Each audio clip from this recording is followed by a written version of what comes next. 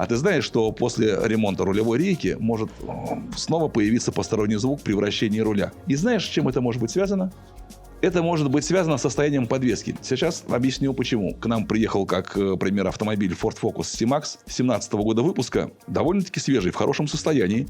Он у нас ремонтировал эту рейку, по-моему, около года назад. Ну, там 40, боюсь соврать.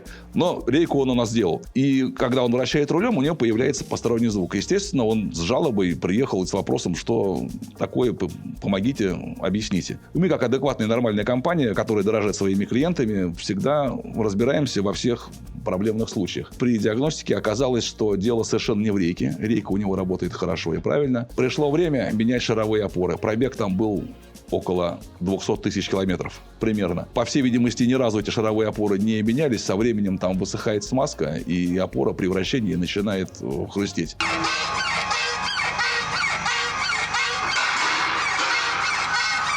У тебя же она тоже вращается, шарик, который стоит в поворотном кулаке. И при вращении руля у тебя эта опора внутри вращается. Еще у тебя при вращении руля нужно обращать внимание на опорные подшипники стоек. На фордах это часто бывает. Они у тебя высыхает смазка в этих подшипниках. И при вращении руля появляется хруст и скрежет. Но здесь был больше свист и скрип, нежели скрежет, который в опорах. Но в любом случае мы все это дело проверили, продемонстрировали. Там виден был люфт шаровых опор. Поставили, заменили мы 2 шаровые опоры. Все, теперь руль вращается свободно и прекрасно.